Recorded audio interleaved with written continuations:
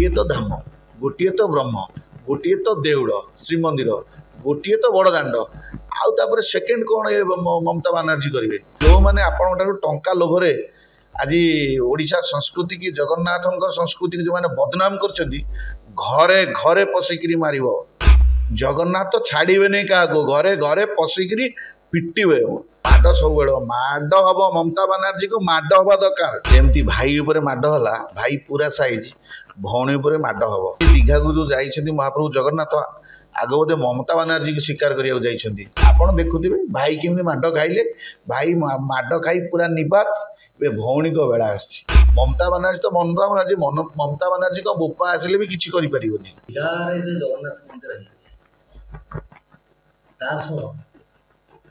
ममता बानार्जी जगन्नाथ धाम नाम दीघारे बेलाभूमि की महोदधि भी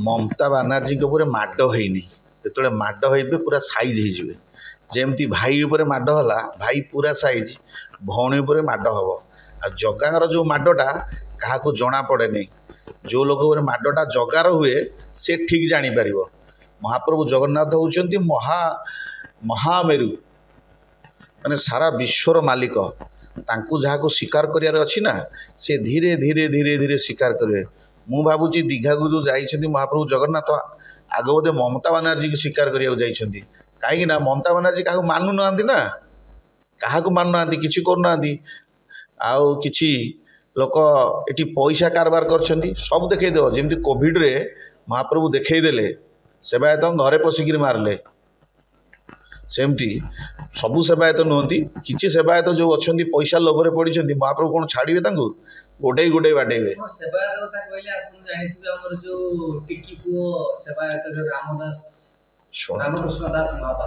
सी टिकी पु हूँ बड़ पु हूँ महाप्रभु को जी कुंडे धरती केवल महाप्रभु कौन तांकर सारा विश्व ब्रह्मांड मालिक समस्त से जी सेवा कर जन्म नहीं महाप्रभु को सेवा कर कौन महाप्रभु गोटापणे तांकर आउ कहार नुहे जदि तांकर गोटापण होता सबरी अईटा कहीं खाऊले दासिया बाबरी हाथ नड़िया कहीं नौले सुदामा ब्राह्मण गोईठ माने केमी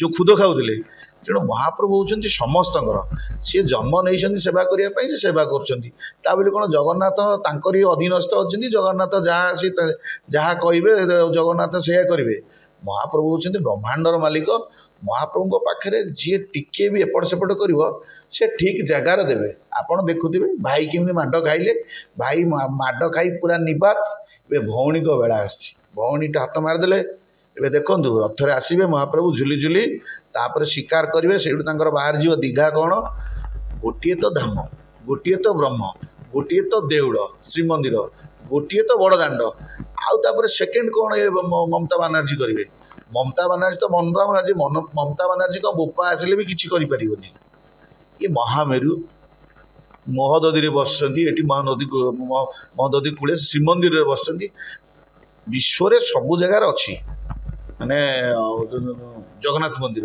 किंतु ब्रह्म गोटे जगार देउल गोटे जगार देम गोटे जगार अभड़ा आ ममता बानार्जी कहते जमी गोटे वीडियो देखिली आमे चोरी करछे जो कहना बाहुल्य मुह बंका करदे महाप्रभु महाप्रभु को बसया पूर्व महाप्रभु को टिके अनुभव करंतु तुंडे गोटे नाम भितर गोटे कथा महाप्रभु सब एकाठी करदे समय आसूची व्यस्त हूँ नहीं ममता बानार्जी आमको भारी कष्ट होड़िया को जगन्नाथ धाम आपन लिखिले आपन को कौन अवस्था कर खाली रथ उपर बाहरतु आपड़ देखिए आउ जो मैंने आपण टंका लोभरे आज ओडिशा संस्कृति की जगन्नाथ संस्कृति की जो मैंने बदनाम कर घरे घरे पशिकी मार जगन्नाथ छाड़े नहीं क्या घरे घरे पशिकी पिटे है महाप्रभु जो आसती पंगुपाड़ को लेकिन आसती महाप्रभु पछरे सब पंगुपाड़ चलुवे से महाप्रभु को जी अनुभव कर समस्त रही आम उपर माड़ माड सब माड हम ममता बानार्जी को माड हवा दरकार महाप्रभु पाखे कोटि दंडवत जनाऊँ ममता बानार्जी ऊपर माड हवा दरकार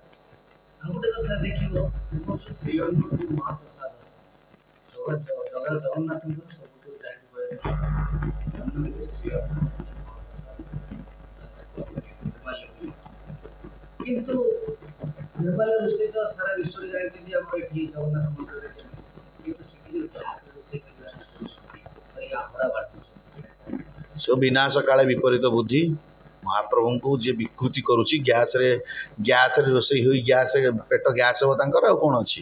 ଆଉ ଗୋଟେ କଥା ଲୋକ ଭାବୁଛନ୍ତି ବେଙ୍ଗଲୀ ମାନେ ସେଇଠି ରହିବେ ଆସି ବେଙ୍ଗଲୀ ମାନେ ହେଉଛନ୍ତି ଶ୍ରୀ ଚୈତନ୍ୟ ମହାପ୍ରଭୁଙ୍କର ପରମ ଭକ୍ତ ମହାପ୍ରଭୁଙ୍କ ସହିତ ତାଙ୍କର ବହୁତ ସମ୍ପର୍କ ଆଜିର ନୁହଁ କେଉଁ ଦିନରୁ। ତେଣୁ ବେଙ୍ଗଲୀ ମାନେ ପୁରୀକି ଟିକେ ନ ଆସିଲେ ତାଙ୍କୁ ଶାନ୍ତି ମିଳିବନି। ଏଠି କହିବେଲେ ଏଠି ମେନ୍ ପୀଠ ଶ୍ରୀକ୍ଷେତ୍ରରେ ମା ବିମଳା ଅଛନ୍ତି ପାଦେଶ୍ୱରୀ 52ଟା ଶକ୍ତିପୀଠରୁ ସବୁଠାରୁ ବଡ଼ ଶକ୍ତିପୀଠ ହେଉଛନ୍ତି ବିମଳାଙ୍କ ପୀଠ। ଆଉ ବିମଳାଙ୍କ ପାଖକୁ ଆସିବେନି ଆଉ ସେଠି ତାରା ବସିଛନ୍ତି କଲିକତାରେ ଏଇଠି ସ୍ୱୟଂ ତାରା ଏଇଠି ଅଛନ୍ତି। ମହାପ୍ରଭୁଙ୍କ ପାଖରେ ସମସ୍ତେ ଅଧୀନସ୍ଥ ହେଇକି ଅଛନ୍ତି। ଯିଏ ଏଠିକି ନ ଆସିବ ମୁକ୍ତି ନେଇପାରିବନି।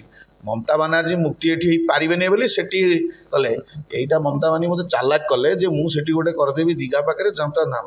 ସେ ମହାପ୍ରଭୁ ସେଠିକି ଯାଉଛନ୍ତି ଆପଣଙ୍କୁ ମାଡ଼ ଦେବା ପାଇଁ ଆପଣଙ୍କ ସରକାରଙ୍କ ମାଡ଼ ଦେବା ପାଇଁ। ଆପଣ ବିନାଶ ଆସିଗଲେଣି ଆପଣଙ୍କ ସମୟ ଆପଣ ବାଉଳାଚଳ ହେଲେଣି ଆପଣ ବିନାଶ ସମୟ ଆସିଗଲାଣି। ଯେମିତି ଭାଇ ଆପଣଙ୍କର ବିନାଶ ହେଲା ଆପଣ ସେମିତି ବିନାଶ ହେବେ। ଦେଖିଥିବେ ଯୋଉ ଗତ ନିର୍ବାଚନ ପୂର୍ବରୁ ଶ୍ରୀ ଜଗନ୍ନାଥଙ୍କୁ ଯୋଉ ଅର୍ପଣ ରଥ କରି ଜଗନ୍ନାଥଙ୍କୁ ରାସ୍ତାରେ ବୁଲି ଦେଖନ୍ତୁ ସେ ଯେଉଁ ଚାଉଳ ମଗା କରାଉଥିଲେ ଆମକୁ ତ କଷ୍ଟ ହେଇଥିଲା।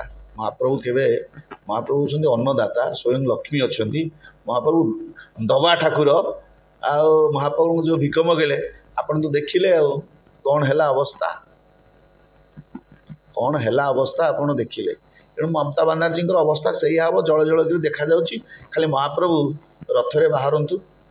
ଆଉ ଗୋଟେ କଥା ଦେଖିବେ ପ୍ରଶାସନ ସିଂହଦ୍ୱାର ସାମ୍ନାରୁ ଦେଖିଥିବେ ଟିକି ପୁଅ ଯୋଉ ରାମକୃଷ୍ଣ ଦାସ ମହାପାତ୍ର ଯୋଉ କହିଲେ କି ବିଗ୍ରହ ବେଙ୍ଗଲୀ ମିଡିଆ ଚ୍ୟାନେଲରେ କହିଲେ କି ମହାପ୍ରଭୁଙ୍କର ଯୋଉ ଥିଲା ବିଗ୍ରହ ଯିଏ ସବୁ ବଳିଥିବା ବିଗ୍ରହକୁ ନେଇକି ଆମେ ନିର୍ମାଣ କରିଛୁ କହୁଥିଲେ। କିନ୍ତୁ ସବୁଠୁ ବଡ଼ କଥା ପ୍ରଶ୍ନ ଉଠୁଛି ନା ପ୍ରଶାସନ ଜାଣିପାରିଲା ନା ସରକାର ଜାଣିପାରିଲା ନା ସେ ମନ୍ଦିରର ରାଜା ନାଇଁ ମୁଁ ଆପଣଙ୍କୁ ସମସ୍ତେ ଜାଣିଲେ ବି ଯେହେତୁ ଏ 36ଟା ନିଯୋଗ ତାଙ୍କ ହାତରେ କଣ୍ଟ୍ରୋଲ ସବୁ ଅଛି। 36ଟା ନିଯୋଗ କଣ୍ଟ୍ରୋଲ ଅଛି। ଠାକୁରଙ୍କର ଶୁଆର ଯେତେ ତାଙ୍କର ସେବାୟତ ତାଙ୍କ ହାତରେ କଣ୍ଟ୍ରୋଲ ଅଛି। ଏମାନଙ୍କୁ କେହି କିଛି କହିପାରିବେନି। ସରକାର ଆଙ୍କଠି ଲାଗିପାରିବେନି କାରଣ ସେ ମହାପ୍ରଭୁଙ୍କୁ ଉପାସ ବେଳେବେଳେ ପକେଇ ଦେଉଛନ୍ତି। ଏମାନଙ୍କୁ କେହି ଦଣ୍ଡ ଦେଇପାରିବେନି। ଏମାନଙ୍କୁ ଜଣେ ଦଣ୍ଡ ଦେଇପାରିବ ତାଙ୍କରି ଘରର ଆରାଧ୍ୟ ଦେବତା। ଅଣ୍ଟି ଛୁରୀ ତଣ୍ଟି କାଟିଲା ବେଳେ ତାଙ୍କୁ କାଟିବ।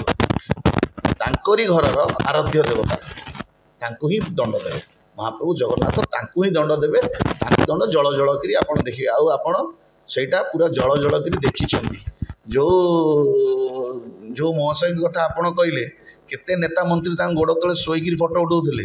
ସେ ମହାଶୟଙ୍କୁ କେତେ ମୋଡ଼ି ଦେଉଥିଲେ। ଏଣୁ ସେ ମହାଶୟଙ୍କର ଯେଉଁ ଅବସ୍ଥା ହେଲା ଯେଉଁ ମହାଶୟ ତାଙ୍କର ଗୋଡ଼ ମୋଡ଼ି ଦେଉଥିଲେ ଯେଉଁ ମହାଶୟ କେତେ ମନ୍ତ୍ରୀ ନେତା ତାଙ୍କୁ ମାନେ ଚାଟୁ କରୁଥିଲେ ତାଙ୍କର ଅବସ୍ଥା କ'ଣ ହେଲା।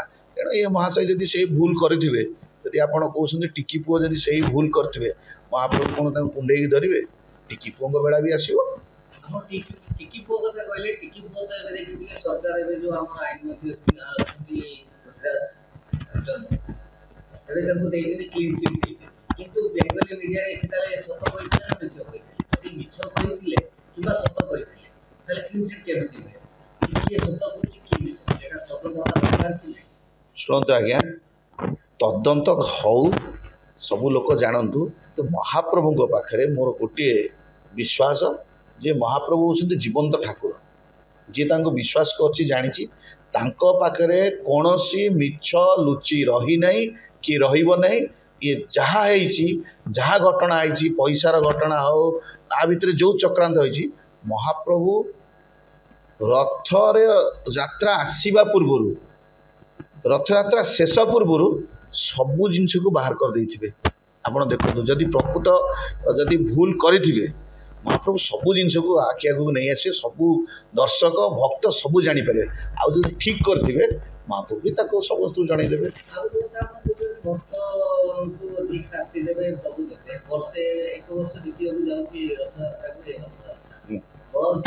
ବଡି ପଡିଥିଲେ ଆପଣ ହଁ ପଡ଼ି ପଡ଼ିଥିଲେ। ତାର ତ ଆଜି ଯାଏ ତଦନ୍ତ ସରିଲା। ଶୁଣନ୍ତୁ, ତଦନ୍ତ ନ ସରିଲେ ଆପଣ ନ ଜାଣିପାରିଲେ ଯାହାର ଯୋଉ କ୍ଷତି ହେଇଛି ସିଏ ଜାଣିଛି। ଆପଣ ଟିକେ ଯାଆନ୍ତୁ ତାଙ୍କୁ ପଚାରନ୍ତୁ। ମହାପ୍ରଭୁ ଯେତେବେଳେ ବଳଭଦ୍ରଙ୍କୁ ପକେଇଦେଲେ ଆମେ ସିନା ଲୁଚେଇ ଦେବା କି ମିଡ଼ିଆ ବିଷୟରେ ଯେତିକି ଆମେ ଜାଣିପାରିଲେ, ମିଡ଼ିଆ ଭାଇଙ୍କୁ ବହୁତ ବହୁତ ଧନ୍ୟବାଦ ସେ ଜିନିଷଟିକୁ ଜଣେଇଲେ। କିନ୍ତୁ ଯାହାର ଅସୁବିଧା ହେଇଛି ଠାକୁରଙ୍କୁ ଯୋଉ ପଡ଼ିଛନ୍ତି ତାଙ୍କୁ ଯାଇ ପଚାରନ୍ତୁ ତାଙ୍କ ଅବସ୍ଥା କ'ଣ ଅଛି। ମହାପ୍ରଭୁ ଜଗନ୍ନାଥ ଆଜି ନହେଲେ ପିଢ଼ିକି ପିଢ଼ି ଯାହା ବାପା ଖାଏ ତାଳ ତା ପୁଅକୁ ପଡ଼େଇ କାଳ, ଏମାନେ ଯଦି ଖସିଯିବେ ତାଙ୍କର ଯେଉଁ ଆଗ ପିଢ଼ି ଯେଉଁ ଆସୁଛନ୍ତି ସେମାନେ ବି ଦଣ୍ଡିତ ହେବେ। ମହାପ୍ରଭୁ କାହାକୁ ଛାଡ଼ି ନାହାନ୍ତି। ଏଠି ହେଉଛି ଦଣ୍ଡ ବିଧାନ ସବୁ ହେଇଛି, ହବ ନିଶ୍ଚିତ। ସେ ଟିକି ପୁଅ ଯଦି ଭୁଲ କରିଥିବେ ସେ ଦଣ୍ଡ ପାଇବେ। ମମତା ବାନାର୍ଜୀକି ଖୁବ୍ ଶୀଘ୍ର ହିଁ ମାଡ଼ ହବ। ଓଡ଼ିଆ ଜାତିଙ୍କୁ ଓଡ଼ିଆ ଠାକୁରଙ୍କୁ ଅପମାନ ହେଇଛି, ମହାପ୍ରଭୁଙ୍କୁ ଅପମାନ ହେଇଛି, ଏ ସଂସ୍କୃତିକୁ ଅପମାନ ହେଇଛି। ଇଏ ସବୁ ମହାପ୍ରଭୁ ଆସ୍ତେ ଆସ୍ତେ ଆସ୍ତେ ଖୋଲିବେ। ସମସ୍ତଙ୍କ ମାଡ଼ ହବ, ପୁରା ଭଲକିରି ମାଡ଼ ହବ। ଯେଉଁ ନିପାତ ହେଇଛି ଆମ ଓଡ଼ିଶାର, ଯେମିତି ସରକାର ନିପାତ ହେଇଗଲା 24 ବର୍ଷର ସରକାର, ସେମିତି ମମତା ବାନାର୍ଜୀଙ୍କ ଦିନ ଆସିବ। ଆପଣ ଅପେକ୍ଷା କରନ୍ତୁ। ମୋର ଶେଷ ପ୍ରଶ୍ନ ଆମର ଯୋଉ ରହିଲା, ଯୋଉ ଆମର ଦାରୁ ବିଭ୍ରାଟ ଘଟଣା ଯୋଉ ଶୀର୍ଷରେ ରହିଲା, ସେ ଦାରୁ କଥା ଯେତେବେଳେ ଦାରୁ ଗଲା ସେତେବେଳେ ଯେଉଁ ସରକାର ଥାଉ ନା ବିଜେଡିରେ ଥାଉ ଆଇଦର ବିଜେପିରେ ଥାଉ, ମୋର କହିବା କଥା ଶ୍ରୀମନ୍ଦିର ସମ୍ମୁଖରେ ହିଁ ଦାରୁ ଥିଲା। ଶ୍ରୀମନ୍ଦିର ଭିତରେ ଶ୍ରୀମନ୍ଦିର ଯଦି ବାହାରେ ଥିଲା, ଯଦି ବଳକା ବି ଯାଇଥାଏ, ଯଦି ବଳକା ଗଲା ସିଏ ତ କୌଣସି ଟ୍ରଲରରେ କିମ୍ବା କୌଣସି ଟ୍ରକରେ ବି ଲୋଡ୍ ହେଇଯାଇଥିବ ନା, ତାକୁ କ'ଣ ପ୍ରଶାସନ ଜାଣିପାରିଲା ନା ପ୍ରଶାସନ ଜାଣତରେ ଏ କାମଟି ହେଇଥିବ। ଯଦି ତାପରେ ସେ କାଠ କୋଉଠିକି ନେଉଛନ୍ତି କ'ଣ କରୁଛନ୍ତି, ଯେଉଁମାନେ ବି ତାକୁ ଦେଖିକିରି ଚୁପ୍ ଅଛନ୍ତି ସେମାନଙ୍କୁ ବି ଭଗବାନ ତାଙ୍କୁ ଦେବେ, ଜଗନ୍ନାଥ ତାଙ୍କୁ ଦେବେ। ଯେମିତି ଭୀଷ୍ମ ଚୁପ୍ ରହିଥିଲେ ସବୁ ଦେଖିକିରି, ଲାଷ୍ଟକୁ ତାଙ୍କର ସରସଜ୍ଜା ହେଲା, ସେ କେତେ କଷ୍ଟ ପାଉଛନ୍ତି। ସେମିତି ଯେଉଁମାନେ ଦେଖିକି ଚୁପ୍ ଅଛନ୍ତି, ଯେଉଁମାନେ ଜାଣିକି ଚୁପ୍ ଅଛନ୍ତି ତାଙ୍କୁ ମହାପ୍ରଭୁ ଦେବେ। ମହାପ୍ରଭୁଙ୍କ ଦରବାରରେ କାହାକୁ କ୍ଷମା ନାହିଁ। ଯିଏ ଭୁଲ କରିଛି ମହାପ୍ରଭୁ ପୁରା ଏକଦମ ମାନେ ନାକ ନ ଘଷିବା ପର୍ଯ୍ୟନ୍ତ, କାନ ନ ଧରିବା ପର୍ଯ୍ୟନ୍ତ କେବେ ବି ମହାପ୍ରଭୁ ଛାଡ଼ିବେନି ଯିଏ ତାଙ୍କ ଦରବାରରେ ଭୁଲ। କାରଣ ଯିଏ ସତ ମାନି ଯାଇଛି ତାକୁ ସେ କ୍ଷମା ଦେଇଛନ୍ତି। ସେ ହେଉଛନ୍ତି କ୍ଷମାର ସାଗର। ସତ ନ ମାନିଆ ଯାଏ ମହାପ୍ରଭୁ କେବେ ଛାଡ଼ିବେନି। ଆପଣଙ୍କୁ ଆଜି କହିଲି ଆପଣଙ୍କ ତଦନ୍ତ ନ୍ୟୁଜ୍ରେ ଯାହା ହେଇଛି, ରଥ ଭିତରେ ସବୁ ମହାପ୍ରଭୁ ବାହାର କରି ଆପଣଙ୍କୁ ସତଟା ବାହାର କରି ଦେଖିବେ। ଆସିବ ବୁଢ଼ା ରଥ ଉପରେ ଚଢ଼ିବ, ତାପରେ ଆପଣ ଖେଳ ଦେଖିବେ।